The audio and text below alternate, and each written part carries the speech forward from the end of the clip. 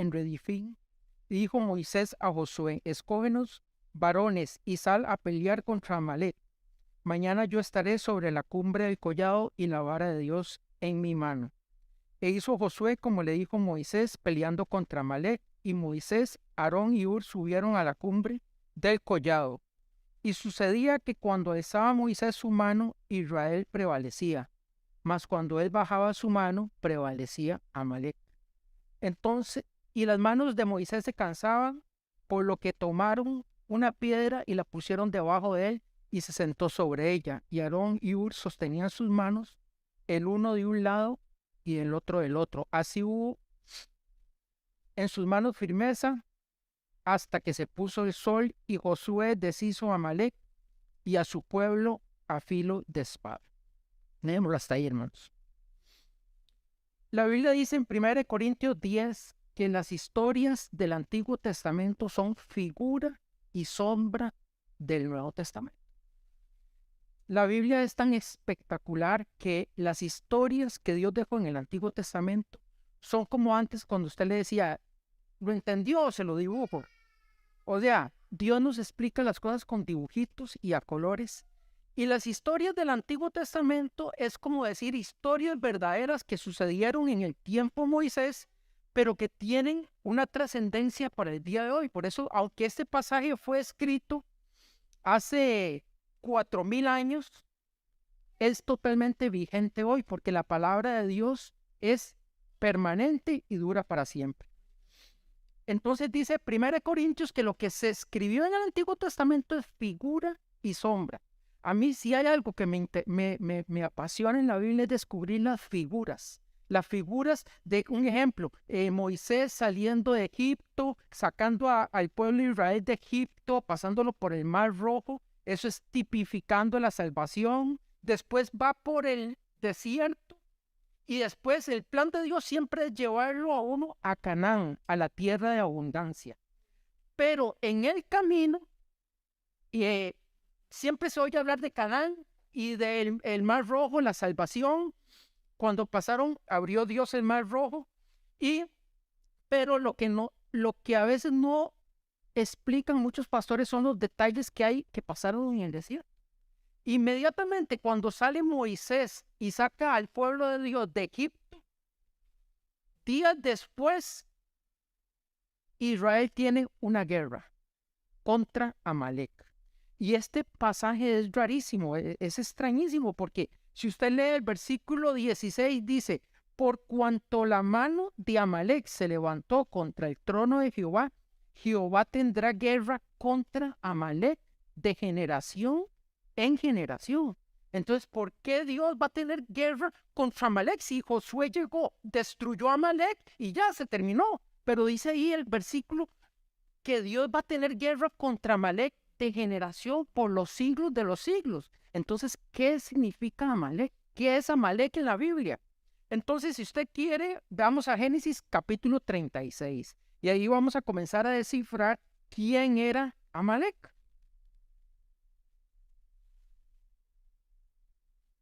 Génesis 36, 9.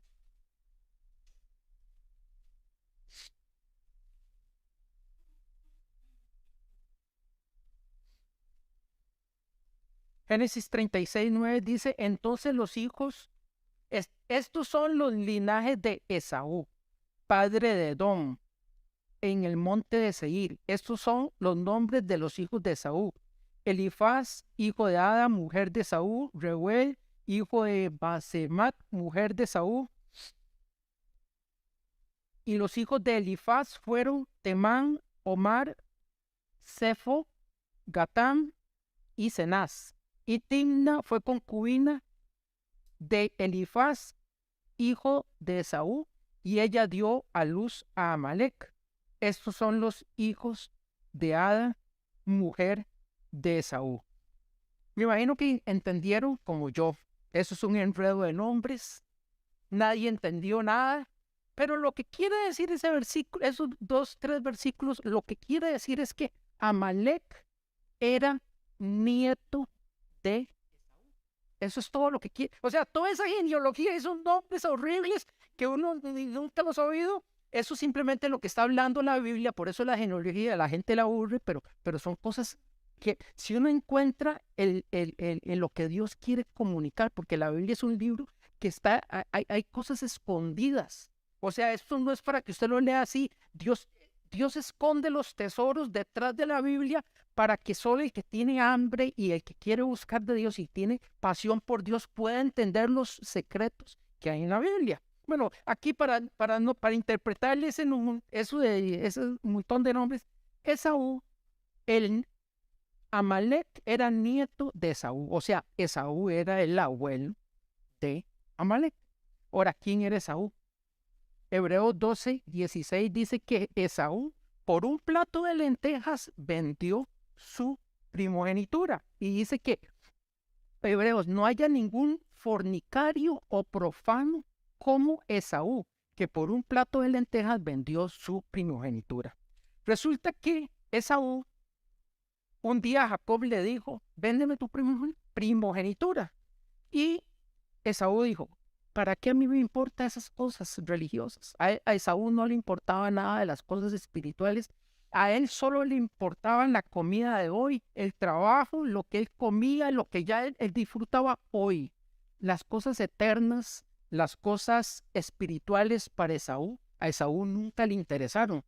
Con razón dice Dios en la Biblia, dice Dios, a Jacob amé, pero dice Dios, a Esaú aborrecí. ¿Por qué Dios aborreció a Esaú?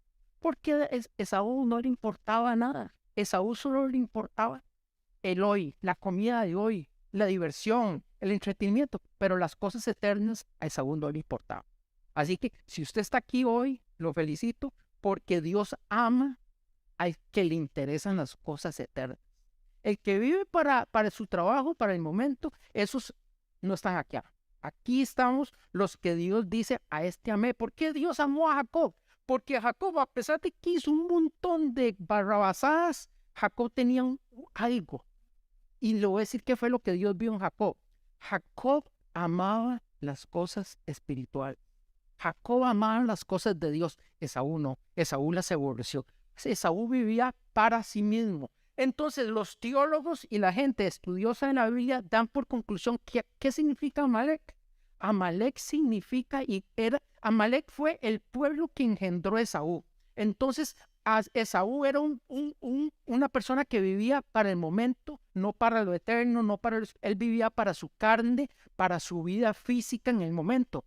Entonces, según los teólogos, Amalek representa el cristiano que vive en la carne. Amalek representa vivir en la carne. Por eso dice el libro de Génesis que Dios va a tener guerra con Amalek de generación en generación. ¿Lo comprendieron? De generación, porque Dios siempre está en guerra con la carne. Dios dice, y ahora vamos a estudiar, volvamos otra vez a Éxodo 17, y entonces vamos a entender que la guerra que nos habla aquí es la guerra. Dios dejó en Éxodo 17 escrito en figura cómo Moisés vence a Amalek. Esa es una guerra física que fue hace 4,000 años, pero es una guerra que usted la va a vivir hoy, cada día. Cada día usted está como Esaú diciéndole al diablo, le acepto sus lentejas o le rechaza al diablo las lentejas. A Jesucristo el diablo no le podía llegar con lentejas. Entonces, ¿qué llegó donde Jesucristo al desierto? Le dijo el diablo a Jesús, todos los reinos te daré si tú postrado me adoras. Esaú se fue como pollo por lentejas. Una comida que duraba 1 hora y 2 horas después iba para la letrina y terminaba. A Jesús le ofrecieron todos los reinos de este mundo. Y Jesús dijo, al Señor tu Dios adorarás y solo a Él servirás. Jesucristo le ofrecieron todos los reinos, pero hay gente como Esaú que con un platico de lentejas el diablo se los lleva. Se los lleva. El diablo hoy nos ofrece ya, tenemos esto. Vea este plato de lentejas.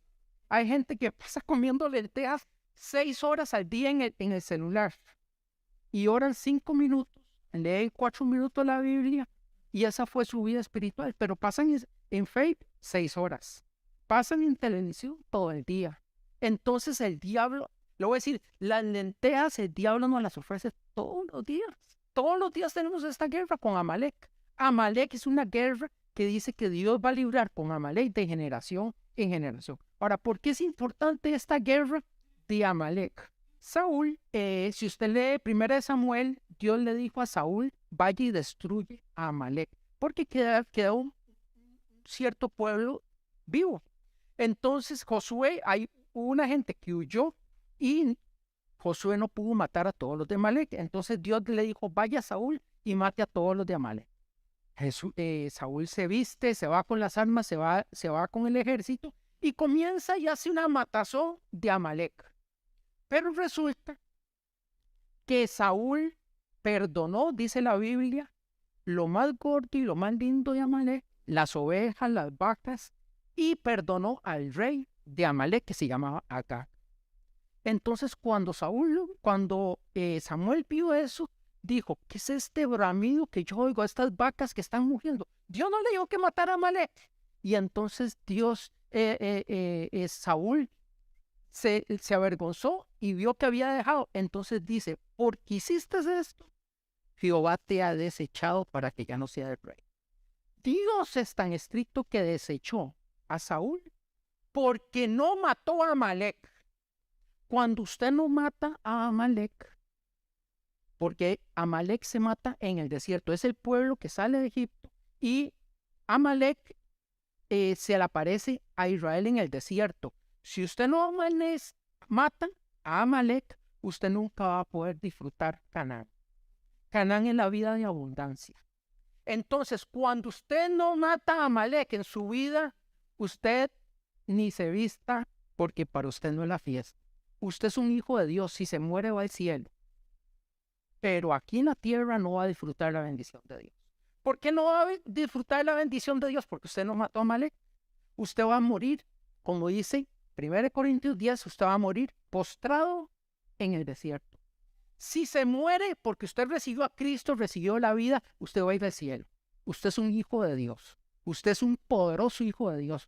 Pero en esta tierra no va a disfrutar las bendiciones de Dios porque usted no tuvo el valor de matar a Amalek.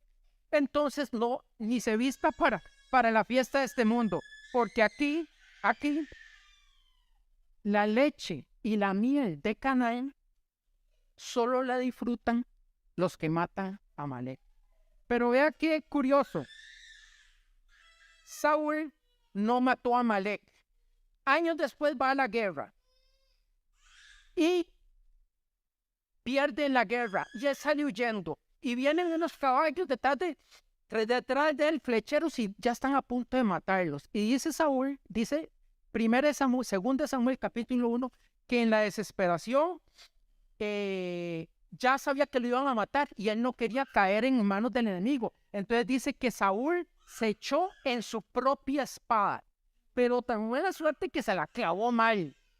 Entonces no murió, quedó ahí, pero quedó vivo. Y dice que pasó por ahí una amalecita y donde lo vio así, le dijo, mátame. No, le dijo al escudero. Y el escudero no quiso. Entonces el amalecita lo vio y lo mató. Porque lo que usted no mate, el Amalek que usted no mate, ese mismo Amalek lo va a destruir a usted. El Amalek que usted no mate en el desierto, en la vuelta, ese Amalek se le va a volver a usted. Y ese Amalek lo va a matar a usted. Resulta que Amalek, ese amalecita, mató a Saúl. Si usted no tengo tiempo de leer todo, 2 Samuel capítulo 1, es una historia larga, es todo un mensaje. Y usted puede leer que el amalecita lo mató y dice que le cogió la corona y la argolla. Porque Amalek lo que quiere es su corona y quiere su autoridad. La corona, Amalek lo que quiere es robarle la bendición de Dios en su vida. O sea, eso es tan importante, tan trascendente, que si usted no mata a Amalek, el mismo Amalek dice que le quitó, el amalecita le quitó la corona a Saúl, no, perdón, sí, le quitó la corona a Saúl y después se la llevó a David. Y David dijo, ¿usted qué hizo? Yo maté a Saúl porque vi que estaba muriéndose y lo rematé. Le cuenta el amalecita a David. Y David dijo, ¿no tuvo temor de matar al ungido de Jehová? No, lo mataste. Y David se lo echó, lo mató. Pero Amalek, ¿qué es lo que hizo la amalecita? Le quitó la corona a Saúl. O sea, vean lo lindo de la Biblia, que todas las historias de la Biblia tienen, o sea, uno las lee y qué bonito, pero no entendió nada. Entendió la historia, pero no entiende la aplicación. ¿Me entiende? Y eso es lo lindo de la Biblia. Todo el Antiguo Testamento, que es así, el Nuevo Testamento es chiquitico, pero el Antiguo es así. Y a mí me encanta descubrir las figuras del Antiguo Testamento, porque detrás de cada historia del Antiguo Testamento hay tesoros. Hay cosas preciosas escondidas. Ok. Ahora, ¿por qué también es importante matar a Amalek? Génesis 3:14. Dice que cuando Adán pecó,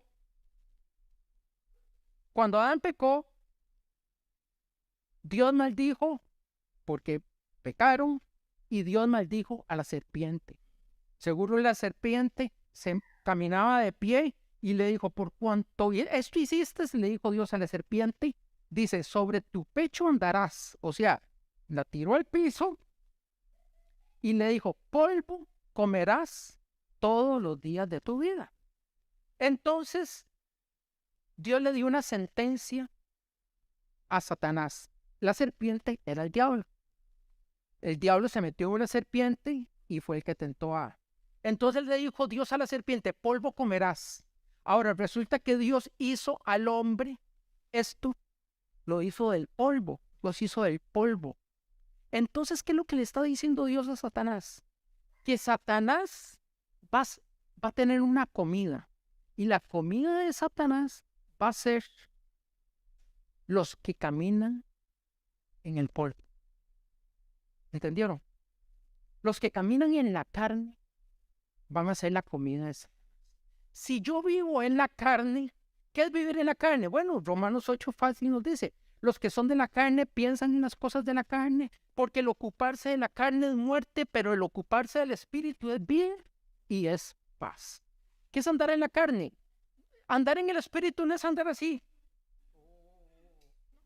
Es estar pensando en las cosas profundas de la palabra de Dios, es estar orando, estar adorando. Eso es vivir en el espíritu, en lo que usted se ocupa todo el día. Si usted se ocupa todo el día en plata y en negocios y esto, hermano, a mí el diablo me engañó con mi negocio durante muchos años. Y yo estuve esclavizado, sirviendo, haciéndole las pirámides a Egipto, en un trabajo de 6 de la mañana a 6 de la noche, solo pensando. Llegaba y sí, oraba y buscaba de Dios, era cristiano. Pero el trabajo me tenía tan, y yo era tan, ¿cómo es? Pensaba, bueno, si yo no trabajo, ¿de qué voy a vivir? Y viví en la carne muchos años. ¿Por qué? Porque el diablo es mentiroso. Y él dice, él quiere usted tenerlo ocupado en las cosas del mundo. Porque él dice, si yo no tengo, aunque sea hijo de Dios, hermano, aquí no estamos hablando de salvación. Estamos hablando de guerra espiritual. O sea, yo no estoy hablando de, si usted se muere y usted aceptó a Cristo, hermano, gloria a Dios, usted se va al cielo. Pero una cosa es el cielo y otra cosa es la batalla que tenemos aquí. Eso es otro tema. O sea, la batalla, la guerra espiritual que tenemos. Yo me acuerdo cuando, hermano, yo estaba trabajando en un negocio, el diablo quería a mí matarme. Y yo les he contado por algunos por encima del testimonio.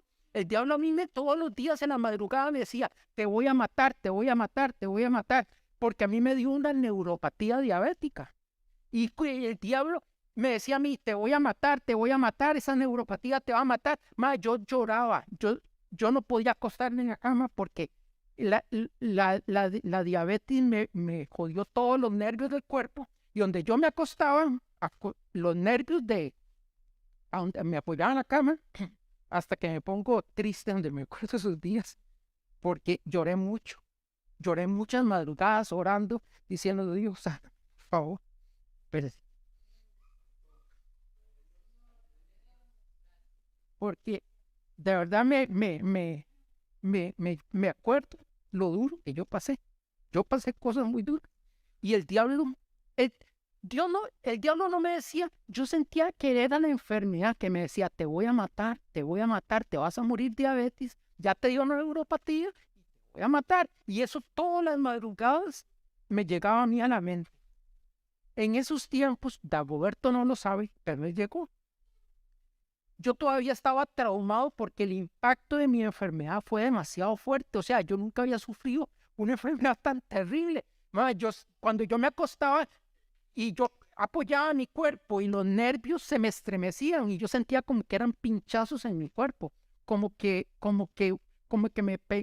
tocaba un cable de 110 y se me estremecía el nervio y yo sentía un estremecimiento. Entonces no podía dormir. Entonces yo me tenía que sentar en un sillón y comenzar a orar y a veces duraba hasta las 2, 3, 4 de la mañana orando con lágrimas, lleno de lágrimas.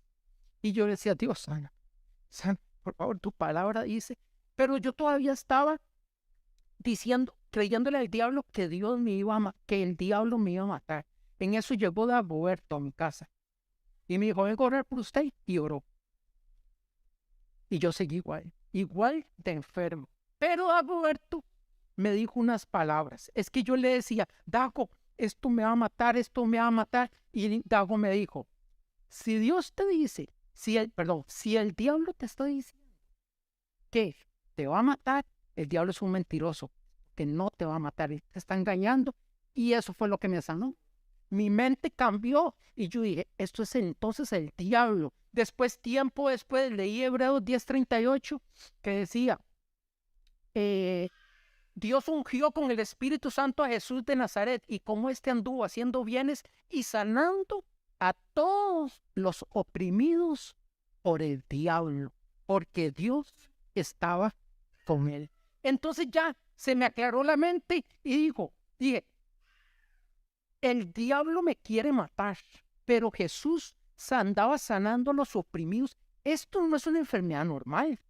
Esto es una enfermedad satánica en mi vida y yo soy un hijo de Dios. Y entonces fue cuando ya mi mente se despejó y aunque seguía igual de enfermo, me agarré de la palabra de Dios, le creí a Dios y Dios, por su misericordia, vea cómo estoy.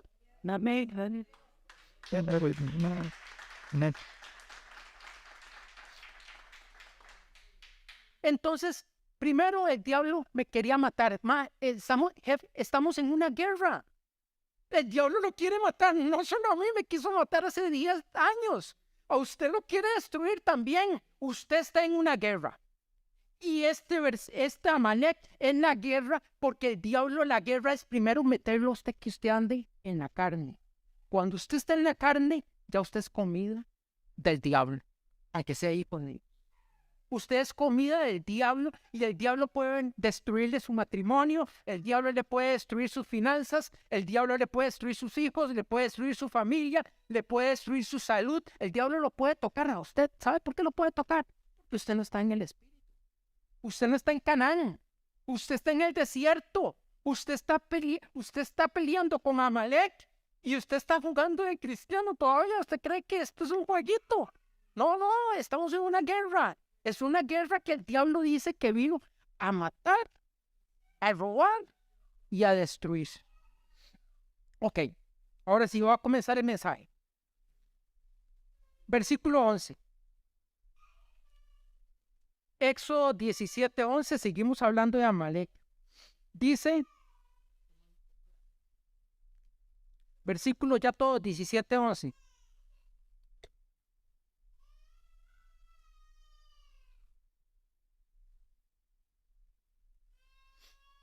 Y sucedía que cuando alzaba Moisés su mano,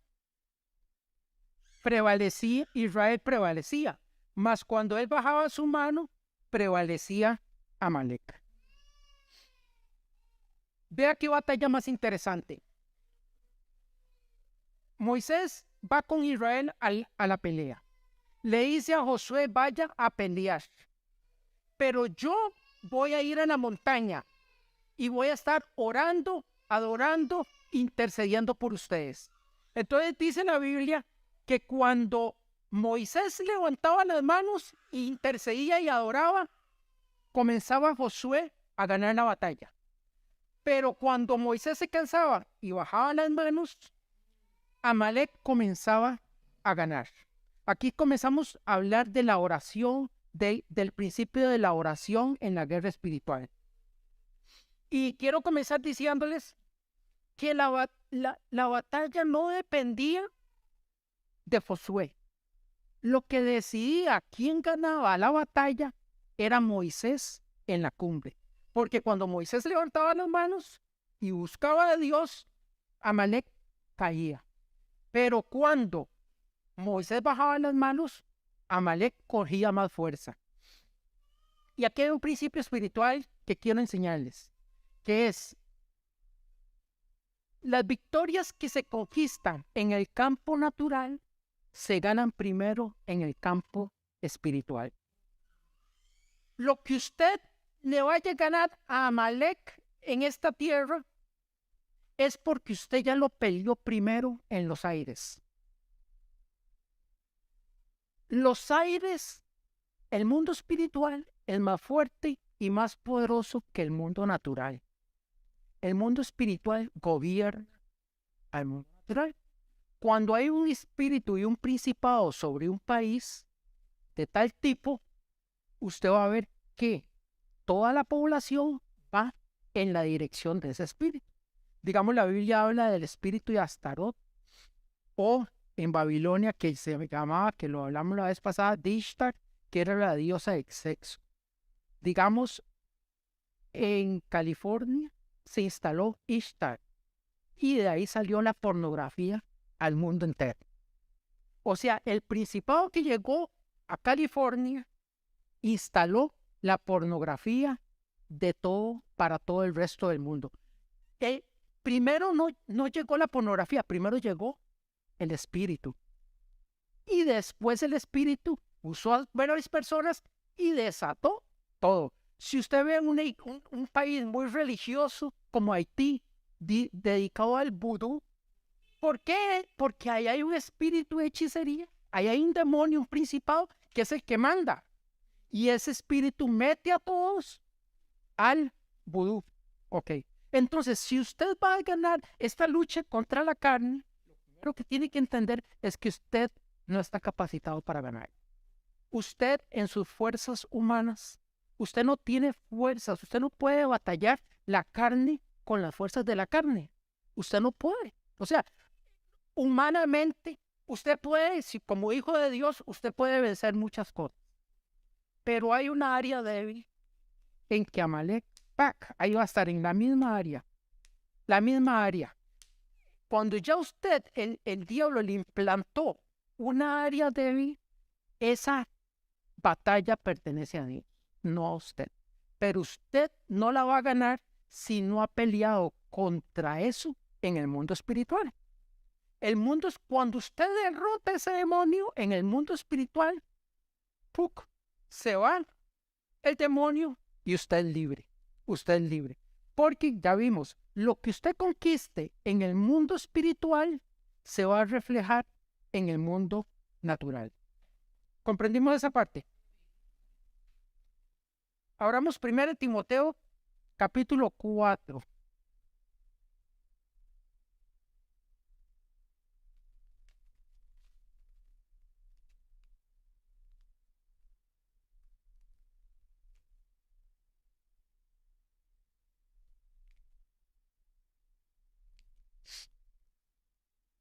¿Quién me lo quiere leer? 1 Timoteo 4:7.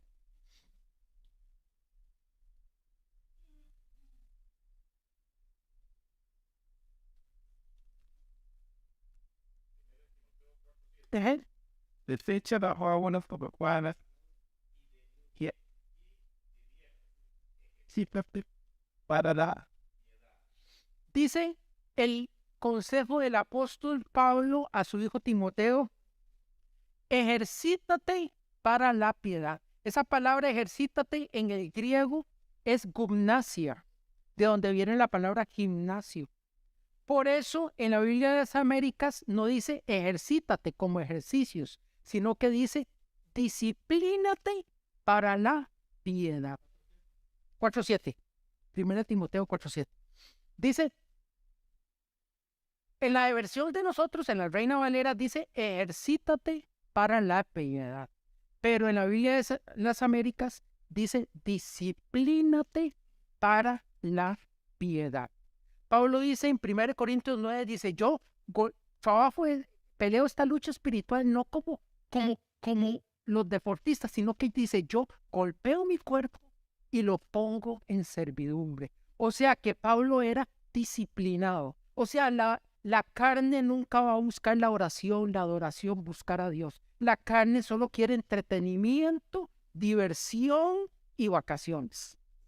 Ok, entonces, si nosotros no aprendemos de Moisés que nosotros nos tenemos que disciplinar en la oración, no vamos a tener victoria. Porque yo durante 20 años oré 10 minutos en la mañana, sí era muy apasionado de la Biblia, leía mucho la Biblia, pero mi vida de oración era fatal. Hasta el día que llegó el diablo y me dijo, te voy a matar. Ese día yo entendí que no estaba jugando cristiano. Yo oraba 10 minutos en la mañana y 10 minutos en la noche y ese era mi cristianismo. Si me moría, iba al cielo. Pero Amalek me tenía Amalek me tenía aplastado. ¿Por qué? Porque no era disciplinado mi vida de oración. O sea, mi vida de oración era simplemente por cumplir, que oro en la mañana, antes de ir al trabajo, a veces ni podía porque me levantaba y ya tenía que abrir el negocio a las 6 de la mañana y no podía ni orar. Entonces llegaba y oraba nada más hasta la noche. Pero cuando llegó Amalek, el diablo, y me dijo, ahora sí te voy a matar. Yo entendí en lo que estaba. Yo estaba viviendo un cristianismo en la carne y yo era comida del diablo. Yo era la comida. ¿Por qué? Porque yo vivía sin haber derrotado a Amalek.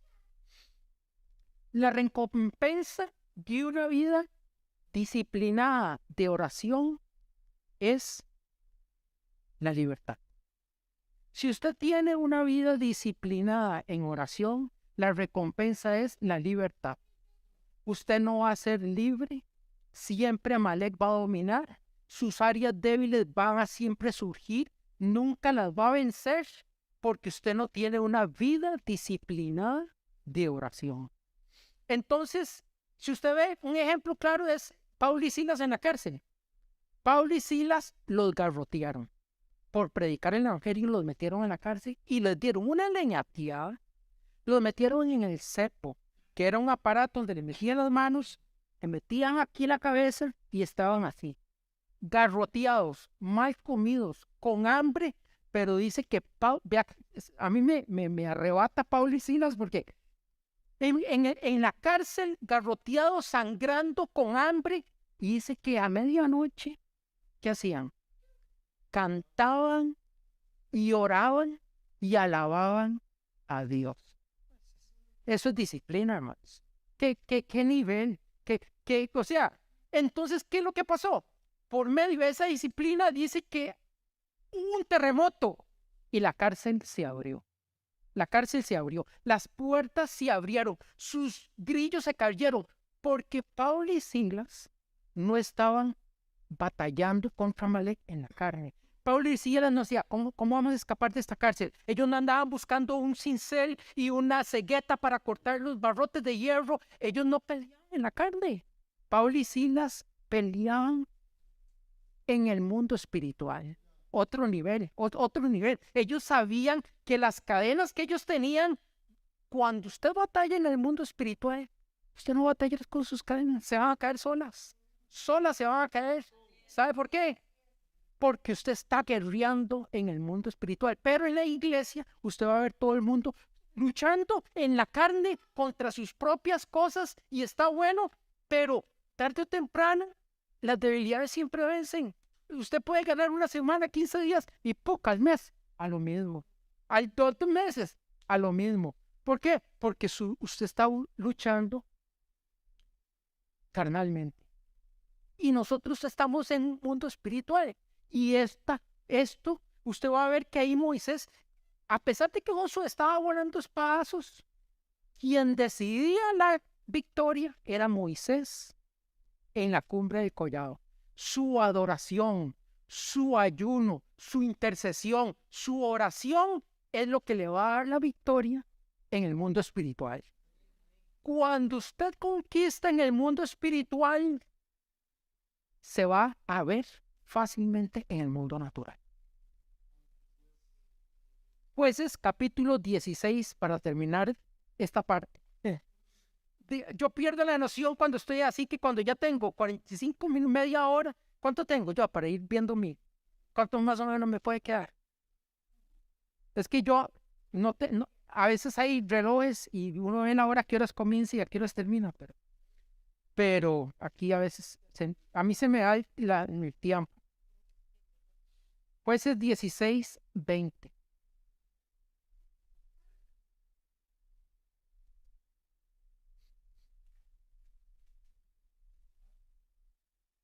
Hermano, Sansón, quiero hablarles de Sansón porque es el ejemplo típico de alguien que vivió toda su vida en la carne.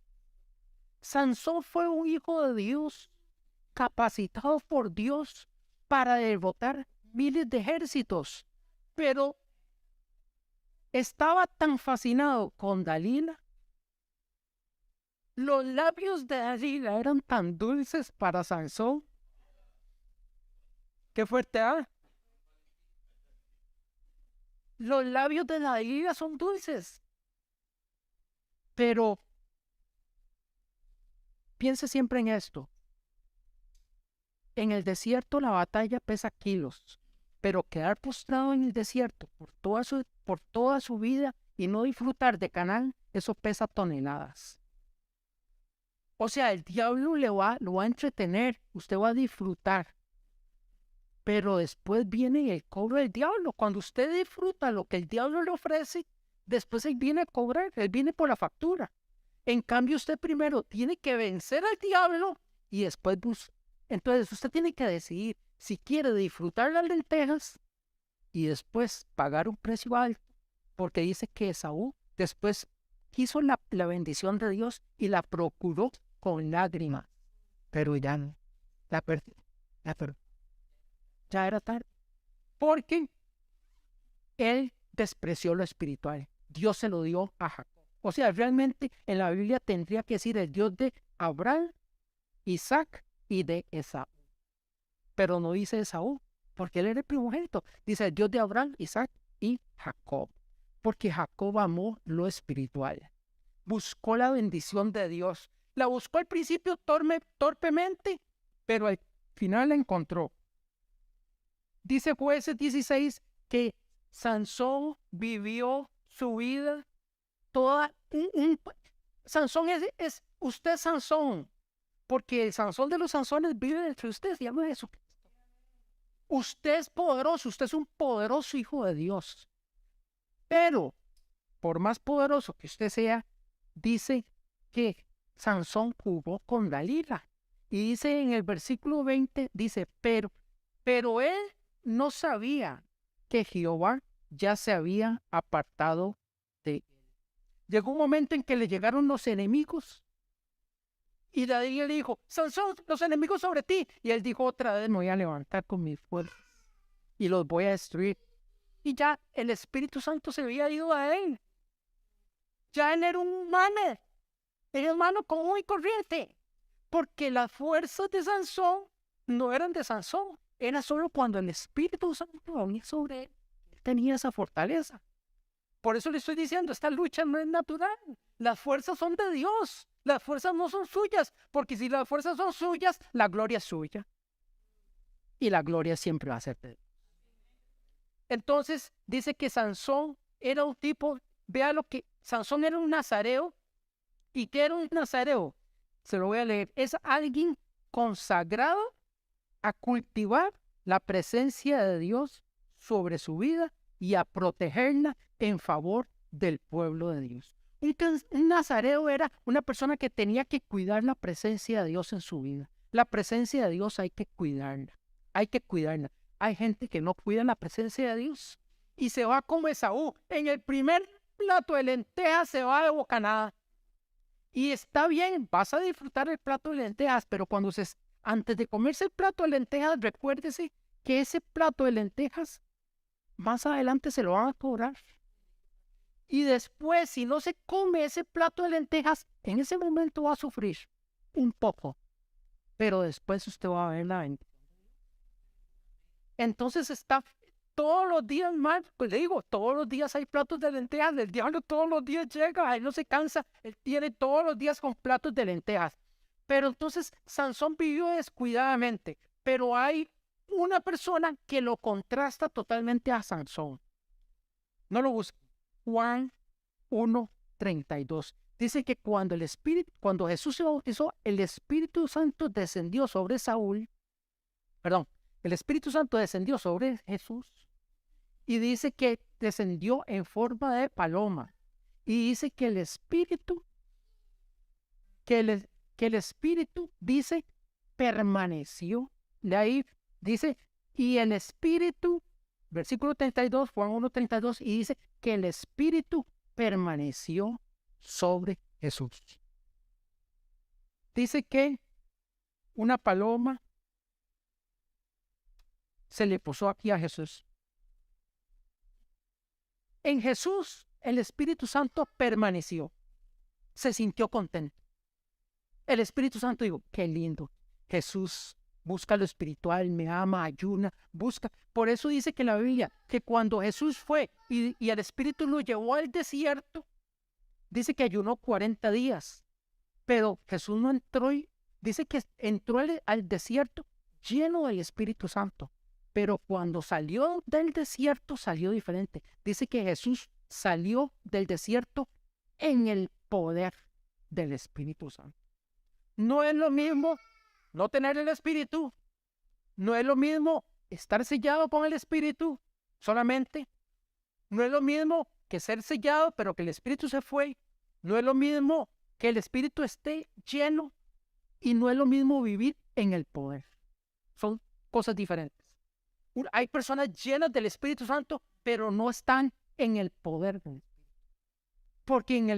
Porque para vivir en el poder del Espíritu, que es mi meta, hay que ayunar, hay que pagar un precio, hay que buscar de Dios, hay que poner a Dios en primer lugar, quitar todo lo del mundo y usted va a conocer lo que es vivir en el poder del Espíritu. No es lo mismo ser lleno. Hay mucha gente que son llenas, pero no viven en el poder del Espíritu. Porque para vivir en el poder del Espíritu hay que quitar las lentejas, hay que quitar la comida, hay que ayunar, hay que orar, hay que buscar de Dios. Y ayunar y orar no es legalismo, son cosas que están totalmente claras en el Nuevo Testamento. Y cuando usted busca de Dios de esa forma, por eso dice la Biblia que el reino de Dios sufre violencia y los violentos lo arrebatan. El reino de Dios, hermano, es tan valioso, es una perla de gran precio, pero usted tiene, dice la Biblia, que vender todo lo que tiene para poder comprar esa perla de gran precio. Eso es vivir en el poder del Espíritu. Pero usted primero, antes de tener esa perla, dice la Biblia que usted tiene que vender todo lo que tiene. Todo lo que tiene. Todo tiene que quedar en un segundo lugar. Solo Dios es primero. Cuando Dios es primero, usted va a vivir en el poder del Espíritu. Sigamos con la historia de Amalek, porque quiero terminarla. Entonces vimos el primer punto. Son 4, pero estamos en el primero. Versículo 12. Ya vimos que Moisés ganó la batalla espiritual orando. Y dice que en el versículo 2, y las manos de Moisés se cansaban, por lo que tomaron una piedra y la pusieron debajo de él. Y se sentó sobre ella. Y Aarón y Hur sostenían sus manos, el uno de un lado. La cosa es que Moisés está orando. Y en un momento dado se cansó de estar orando, porque la batalla no era que Moisés oraba y a los 3 minutos ya derrotaban. No, hermano, la batalla duraba horas, horas. Moisés se cansaba de estar así con los brazos y se cansaba y llegaba un momento y bajaba los brazos. Entonces Amalek tomaba fuerza. Entonces vinieron 2 intercesores y le sostenían las manos a Amalek. Pero Moisés siempre se cansó. Entonces le dijeron, Moisés, ¿sabe qué? Hagamos esto mejor. Siéntese sobre esta piedra. Descanse y siga con las manos levantadas. ¿Qué es sentarse sobre la... Vea que hay detalles en la Biblia que son tan insignificantes, pero tienen una trascendencia. ¿Qué significa que se sentó sobre la piedra? Que Moisés se sentó en la piedra. Significa, la piedra en la Biblia representa 2 cosas. Dice que el pueblo de Israel seguía a Dios y seguía y bebían de la roca que lo seguía, y la roca era Cristo. También habla que el fundamento, tenemos que la casa que la pusieron, el fundamento sobre la roca y la arena. Entonces la roca significa la palabra y Jesucristo. Lo primero que tenemos que entender es que usted no puede ir a la guerra espiritual. Usted no puede ir a la guerra espiritual si usted no está sentado en la piedra. Romanos 6:6 dice, quiero que lo lean porque este es un versículo profundo y muy difícil de entender.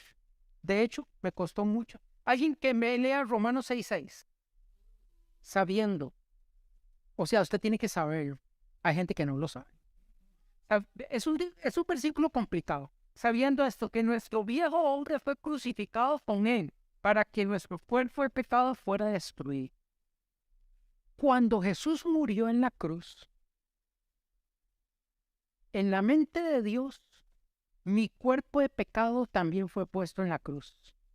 Y Dios destruyó mi cuerpo de pecado y Dios me hizo libre en la cruz. Entonces, la pelea con Amalek, usted no va a ir a vencer a Amalek. Ya Amalek está vencido, porque ya Jesús lo destruyó en la cruz. Pero usted tiene que entender que ya eso es un hecho pasado de hace 2000 años. Cristo en la cruz del Calvario destruyó, pero yo tengo que pelear la pelea espiritual, pero ya Amalek está vencido. O sea, no hay duda de que usted puede vencer esto. Usted lo puede vencer, porque ya Cristo lo venció para usted. Porque dice, sabiendo esto, que nuestro viejo hombre, el viejo hombre en la carne, mi viejo hombre no dice, yo voy a vencer la carne, no. Ya yo vencí la carne en la cruz hace 2000 años. Por eso dice Efesios 1:3, que Dios nos bendijo con toda bendición espiritual. Ya usted está en Cristo usted está totalmente bendecido. Usted es un bendecido. Ya usted, si usted quiere, no llega, hermano, Dios le bendiga. No, hermano, bendecido. Usted es un bendecido. Usted es un poderoso hijo de Dios. Entonces, Romanos 6:6 dice que nuestro viejo hombre fue crucificado. También dice la Biblia, mas a Dios gracias que nos da la victoria por medio de nuestro Señor Jesucristo. También si usted lee Romanos 7, dice que Pablo luchaba con la carne. Él tenía una lucha con la carne y dice, qué maldición, porque la Biblia habla que la carne es una ley. Una ley. La Biblia habla de la ley de la carne. Es como la ley de la gravedad. Usted si pone esto acá, esto va para abajo, porque la ley de la gravedad es en todo el mundo. Siempre la carne nos va a tirar para abajo. Es una ley. Por eso, como es una ley, usted no puede vencer. Usted tiene que remontarse al nivel espiritual para poder vencer la ley de la carne. Pero esa ley ya Cristo en la cruz la venció. Entonces, cuando yo voy a la guerra contra Amalek, yo no voy a vencer. Ya yo voy como un vencedor. Yo sé que yo no voy a ver si acaso Dios me da la victoria. No, la victoria yo ya la tengo hace 2000 años. Pero usted lo tiene que saber.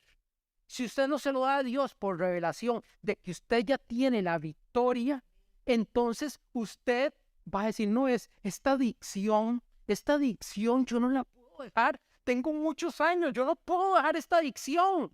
ya usted está con la mente derrotada. Ya usted en su mente ya usted fue derrotado.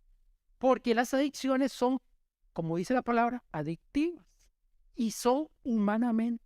O sea, son muy pocas personas las que están atadas al alcoholismo, atadas a los cigarros, atadas a las drogas, que pueden liberarse de eso, porque es una guerra espiritual. Y la Biblia dice que Satanás a sus presos nunca abrió la cárcel. O sea, si usted no violenta al diablo, si usted no pelea espiritualmente, el diablo a usted no lo va a dejar. Usted se muere en la cárcel. Usted se muere comido por el diablo, postrado en el desierto. Entonces, la primera parte de descansar es descansar en Cristo Jesús. La segunda parte es descansar en la palabra. Segunda de Pedro 1:19. Versículo segunda de Pedro 1:16.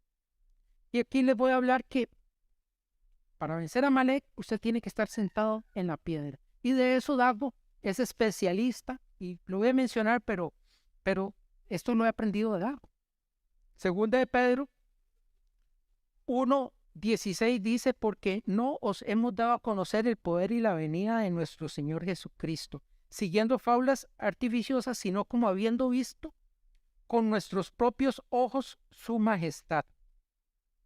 El 18. Y nosotros oímos esta voz enviada del cielo cuando estábamos con él en el monte santo. Pero tenemos también la palabra profética más segura, a la cual hacéis bien en estar atentos como una antorcha que alumbra en lugar oscuro.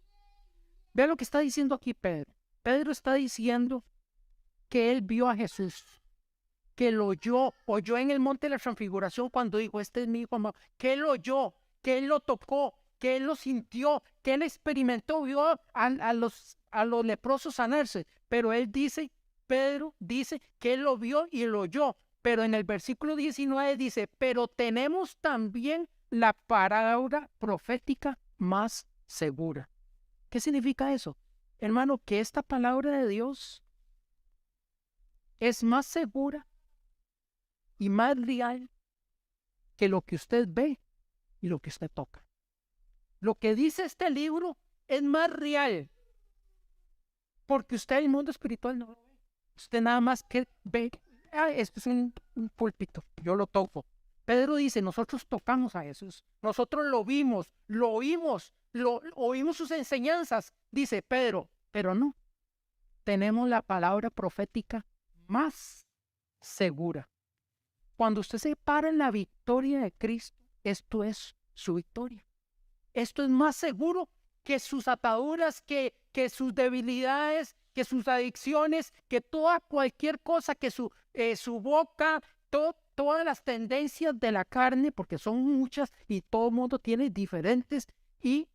Pero cuando usted se para en la palabra de Dios, la palabra de Dios a usted es la palabra profética más segura, que le dice a usted que usted tiene una victoria segura. ¿Por qué? Porque esa victoria no es lograda por usted. Usted lo único que hace es pelear como Moisés en las alturas. Pero Iván, para ir terminando ya, dice que en la pelea de Amalek, Dios le dice espérese, porque ya perdí, estaba en Éxodo, para ya ir aterrizando. Bueno, vimos que la palabra profética es más segura. Entonces, nosotros cuando nos paramos en la palabra de Dios, nos estamos parando sobre fundamento seguro. Si usted se para en lo que usted siente, en lo que usted le parece, en lo que usted cree, usted está construyendo su casa en la arena, Pero cuando usted se para firme en la palabra, por sus llagas yo fui curado. Esa palabra para mí era chiquitica, porque el diablo me gritaba, diabetes, neuropatía diabética, el diablo me gritaba. Y yo leía, por sus llagas yo fui curado. Pero yo sembré esa palabra y la palabra crecí. Y después llegó un momento que el diablo me dice, "Ay, diabetes, diabetes". Y yo me acuerdo que yo decía con lágrimas en los ojos, por su llaga yo fui curado, por su llaga yo fui curado. Y no solté la palabra. Y poco a poco, por sus llagas, yo fui curado, comenzó a crecer. Hermano, este proceso no duró un mes, duró un año y resto. Por su llaga yo fui curado. Y el diablo me decía, te vas a morir, te voy a matar. Y yo decía, por su llaga, y yo no solté la palabra, porque yo dije, la palabra de Dios es más segura de lo que yo veo y lo que yo oigo. Sea Dios veraz y todo hombre mentiroso. Para terminar, ¿por qué es importante confesar la palabra? Dice el versículo 13, y Josué deshizo a Amalec y a su pueblo a filo de espada. La palabra de Dios es la espada del Espíritu. Usted cuando está peleando con el diablo le está mintiendo, usted tiene que decirle como Jesús, demonio, escrito está. Usted tiene que defenderse. Primero se defiende elevándose en oración. Y cuando ya usted está elevado en oración, use la palabra. Porque hay gente que confiesa la palabra, pero no está bajo la unción. Entonces la palabra no es una varita mágica. Dice que Génesis 1, que había un caos en la tierra. Y dice que ¿cómo Dios ordenó el caos? Dice que había caos en la tierra. Dice que el Espíritu de Dios se movía sobre la faz de las aguas. Aquí había caos y el Espíritu Santo estaba sobre la faz de las aguas. Y nada pasaba. ¿Por qué? Porque fue hasta que dijo Dios, sea la luz, pase esto, sea esto, que el poder del Espíritu y la palabra trajeron orden al caos que había en Génesis. Ok, esos son los dos agentes que Dios va a utilizar para restaurar su vida. La unción del Espíritu, la guerra espiritual, y cuando el diablo lo ataque, dígale, usted tiene que buscar qué dice la Biblia de su problema. Si usted no sabe qué dice Dios de su problema, usted está desarmado. Usted tiene que saber qué dice Dios de su problema. Yo descubrí, cuando estaba enfermo y el diablo me quería matar, yo descubrí que la Biblia dice, por su llaga yo fui curado. Y lo creí y lo guardé. Un año lo guardé en mi corazón. Seguía durmiendo mal. Ya me mandaron después de pastillas, me comenzaron a mandar que me inyectara y ya controlé un poquito la diabetes, pero la neuropatía me estaba arrasando y me decía todas las noches, te voy a matar, te voy a matar. Y yo le decía al diablo, por su llaga yo fui curado, por su llaga yo fui curado. Un año. No piense que yo lo dije, oye, el golfo ya estaba curado. No. Hay un tiempo de batalla, hay un tiempo en que hay que sacar la espada y no soltarla y decirle, diablo, por su llaga yo fui curado, por su llaga yo fui curado, por su llaga, diablo, usted no va a robar mis hijos, usted no va a tocar mi Dios suplirá todas mis necesidades conforme a sus riquezas en gloria. Diablo, usted no me puede, yo soy un poderoso hijo de Dios, usted no me puede tocar, dice. La Biblia dice en 1 Juan, y el maligno no le toca. No le toca. Entonces, si el diablo le está tocando por usted, es que usted es ignorante de lo que Jesucristo hizo por usted en la cruz. Usted es un poderoso hijo de Dios y no tiene que morir y estar arrastrándose por este mundo, llorando y quejándose y contándole a todos sus hermanos sus problemas. No, busque qué dice Dios en la palabra de su problema. ¿Qué dice Dios de mí? ¿Qué dice Dios que hizo Cristo en la cruz por mí? Y párese ahí y sosténgase y pelee contra el diablo y usted va a ver la gloria de Dios. Que Dios le bendiga, nenes.